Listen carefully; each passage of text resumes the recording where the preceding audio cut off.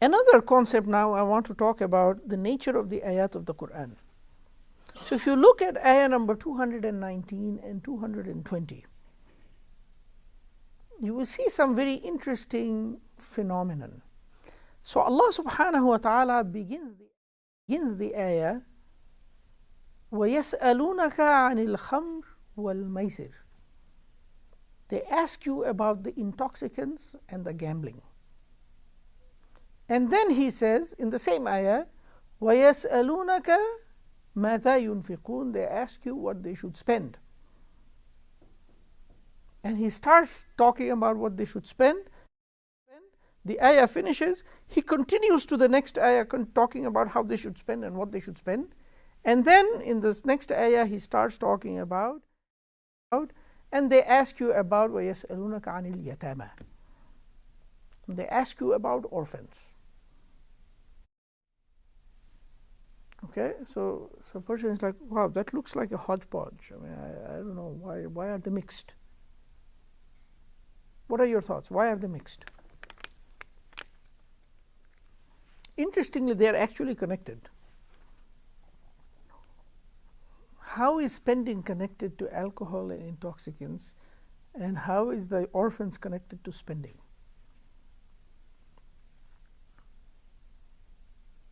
There is usually a reason why the ayahs are together. The people were wasting their money on alcohol and intoxicants and gambling. Yes or no? It's like, okay, this is not a surprise to hear that people waste money on gambling and alcohol. It's happening right now. The vast majority of people on earth are stuck by this evil. Yes or no? Yes. It is connected to spending. It is very, very connected. And Allah subhanahu wa ta'ala is showing us better ways of spending your money. You see what I'm saying? And then what is the yatama, what the orphans have to do with the spending? Because this was a significant source of concern and confusion among the Sahaba, because there were many orphans and they were dealing with the orphans that were under their care. How will they spend their money and the orphans' money and all this, and we'll explain it. It's all getting mixed up. It makes sense for it to be discussed, for it to be together. One transitions to the other in a logical way. But see, oftentimes the person who does not look at it with care appears to find the Quran to be in a unmanageable mix-up of this and that. We don't understand. Right? So for example, a person who understands how food is eaten, understands that there is a little bit of rice, there's a little bit of meat, there's a little bit of vegetables, and somehow they come together and it makes sense. Because we understand the concept of a meal. See what I'm saying? So if somebody did not understand that, he's like, oh, these are three different things, I don't understand it. Yes? Yeah, no, this actually makes sense. There are many societies that have realized this concept that the sooner you get your young people into productive married life, the sooner they become productive members and engines of society. And the sooner you take them out of this nonsense of alcohol and gambling and intoxicants, the sooner the society will prosper. Okay, and see, the last time we were talking about alcohol, and we spent the whole time talking about alcohol and intoxicants, and we did not get a chance to talk about gambling. Okay, and the gambling, just so we are clear, is so evil.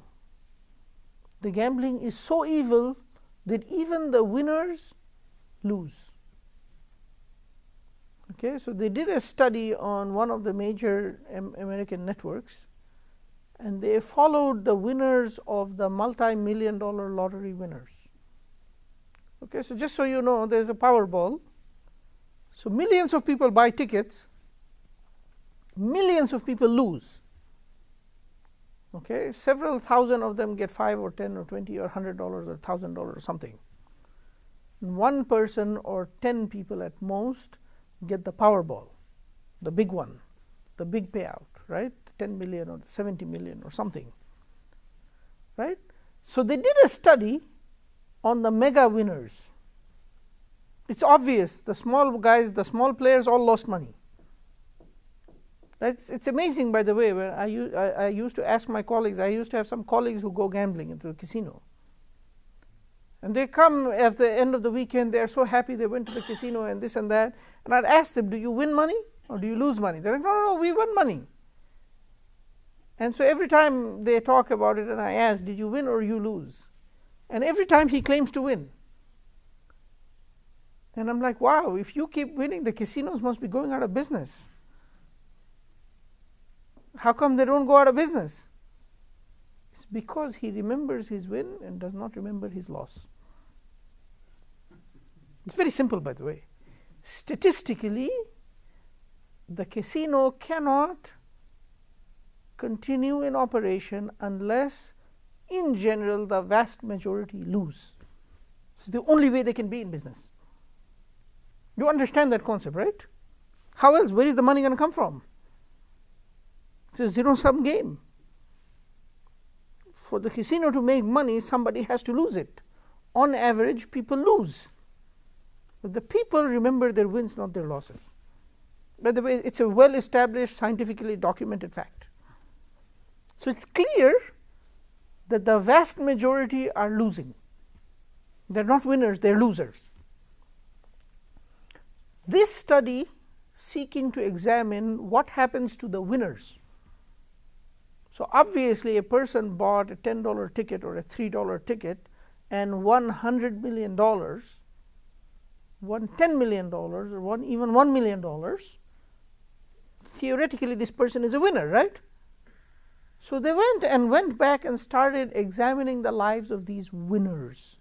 What happened to them? The vast majority of them are bankrupt, they are depressed, they are suicidal, they have lost all their friends and all their relatives. Why? How? Then they started examining what happened. It turns out they showed only one man in that entire 1-hour study. Only one man for whom this was not true. The vast majority have filed for bankruptcy. They are broke. They're living in trailers or they're homeless. Their friends and relatives don't talk to them and they are depressed. They're thinking of suicide. But you were the winner. How? They found one person for whom this was not true. He said, they asked him, what did you do differently? He said, very simple. I did not quit my job. I continued working. And I did not give or throw my money and allow my friends to buy my friendship from me. So what happens is a person earned $100 million. All their friends and relatives want money from them. So he starts giving. Then the relationship is based on money. And if he starts giving, then another 20 people come. Why not me? Then he starts giving attention to the ones who praise him more, starts ignoring his relatives and his real friends until his money runs out. Then what happens? Those people leave. What happens to the people he left behind? They don't want to talk to him anymore. Guess why he is without friends, alone, lonely, depressed, and suicidal? There's nothing left in life. The vast majority of them, when questioned, were asked, do you wish you had never won the lottery? I said, yes. You know what is the sad thing though? They also asked, how many of you play the lottery now? Almost all of them. You see how sad that is? Even the winners are losers. Why would you tolerate this? And Allah subhanahu wa ta'ala is saying the harm in it is so much worse than the benefit. يسألونك عن الخمر والميسر قل فيهما إثم كبير ومنافع للناس وإثمهما أكبر من نفعهما ويسألونك ماذا ينفقون قل العفو كذلك يبين الله لكم الآيات لعلكم تتفكرون. Oh, but look at the benefits. We're paying for the parks, we're paying for the schools. Sure, there are some benefits. Allah said that in the Quran. There is benefit in it. The harm is so much worse than the benefits. Why would you do this? Don't do it. Stay away from it. Right? So this is a concept for us to understand here.